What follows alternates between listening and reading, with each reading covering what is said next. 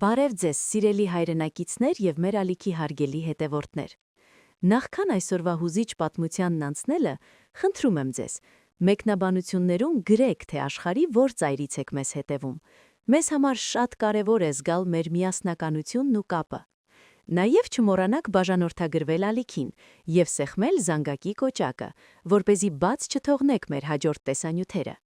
Ձեր աջակցությունն օգնում է մեզ շարունակել ներկայացնել պատմություններ, որոնք միավորում են մեր սրտերը։ Այսօրվա մեր պատմությունը ոչ թե հորինվածք է, այլ մի դառը, բայց միևնույն ժամանակ հրաշքով լի իրականություն, որը սկիզբ է առել 1988 թվականի դեկտեմբերի 7-ին։ Այդ օրը հայ ժողովրդի համար կանգ առավ ժամանակը։ Սպիտակի երկրաշարժը խլեց հազարավոր կյանքեր, քանդեց տներ և դժբախտացրեց անթիվ ընտանիքների, սակայն Գյումրիում, այն ժամանակվա Լենինականում ապրող Անահիտի համար, այդ օրը սկսվեց մի մղձավանջ, որը տևելու էր ուղիղ 30 տարի։ Անահիտն այդ ժամանակ 24 տարեկան էր։ Նա ուներ մի փոքրիկ որդի, Արամը, ով ընդամենը 2 տարեկան էր։ Երբ երկիրը սկսեց ցնցվել, Անահիտը հասցրեց միայն գրկել փոքրիկին ու փորձել դուրս վազել փլվող շենքից։ Սակայն հզոր հարվածը նրանց բաժանեց։ Անահիտը հայտնվեց փլատակների տակ, իսկ երեխան ուղղակի անհետացավ։ Երբ Անահիտին հանեցին փլատակների տակից, նրա առաջին հարցը որդու մասին էր։ Սակայն քաոսի մեջ ոչ ոք ոչինչ չգիտեր։ Հիվանդանոցները լի էին վիրավորներով, փողոցներում հառաչանք ու լաց էր։ Անահիտին տեղափոխեցին Երևան, բուժման, բայց նրա հոգին մնացել էր Գյումրիի փլատակների մեջ։ Ապաքինվելուց հետո սկսվեց Անահիտի կյանքի ամենադժվար ճանապարհը։ Նա այցելեց բոլոր մանկատները, հիվանդանոցները, ստուգեց բոլոր ցուցակները։ Պաշտոնական պատասխանը մեկն էր. Արամը չկա զոհվածների մեջ, բայց չկա նաև ողջերի մեջ։ Տարիներն անցնում էին, Անահիտը չէր ամուսնանում, նա ապրում էր միայն մեկ հույսով, որ մի օր իր Արամը դուռը կբացի։ Նա ամեն տարի դեկտեմբերի 7-ին մոմ էր վառում և աղոթում, որ եթե որդին ողջ է, Աստված նրան պահապան լինի։ Ես զգում էի, որ նա շնչում է, որ նա նույն երկնքի տակ է։ Հետագայում պատմելու էր նա։ Իսկ ինչ էր եղել Արամին։ Պարզվում է, որ երկրաշարժի օրը փոքրիկին փլատակներից հանել էր մի ռուս զինվորական։ Երեխան շոկային վիճակում էր, չէր խոսում և չուներ ոչ մի փաստաթուղթ։ Նրան տեղափոխել էին Մոսկվայի հիվանդանոցներից մեկը։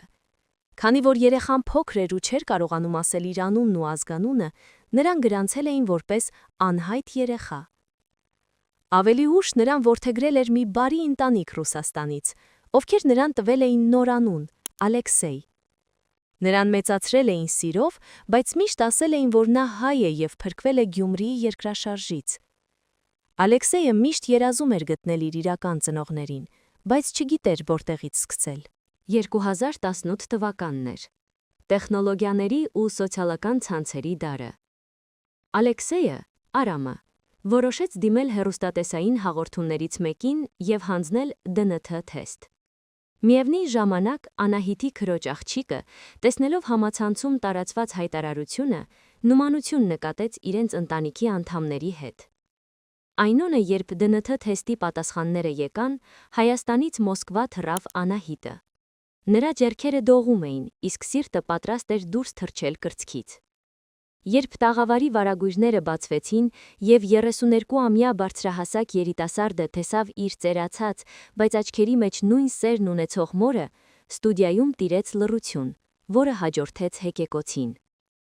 Մայրիկ։ Սա միակ բառն էր, որ Արամը հիշել էր հայերեն և արտասանեց 30 տարի անց։ Անահիտը գրկեց որդուն այնպես, ինչպես 1988-ի դեկտեմբերի 7-ի այն չարաբաստիկ առավոտյան։ Բայց այս անգամ այլևս ոչ մի երկրաշարժ չէր կարող նրանց բաժանել։ Այս պատմությունը մեզ սովորեցնում է, որ հույսը երբեք չպետք է մահանա։ Անահիտի 30 տարվա սպասումը պարգևատրվեց հրաշքով։ Այսօր Արամը հաճախ է այցելում Գյումրի։ Նա սովորում է իր մայրենի լեզուն և վերականգնում է իր արմատները։ Սիրելի հայրենակիցներ, եթե այս պատմությունը դիպչեց ձեր սրտին, խնդրում եմ կիսվեք այս տեսանյութով ձեր ընկերների հետ։ Թող սա լինի հույսի լույս նրանց համար, ովքեր այսօր դժվարության մեջ են կամ ինչ-որ մեկին են փնտրում։ Իսկ դուք հավատում եք հրաշքների կամ գիտեք նմանատիպ այլ պատմություններ։ Գրեք ձեր կարծիքը մեկնաբանություններում։ Շնորհակալություն մեզ հետ լինելու համար։ Մինչ նոր հանդիպում։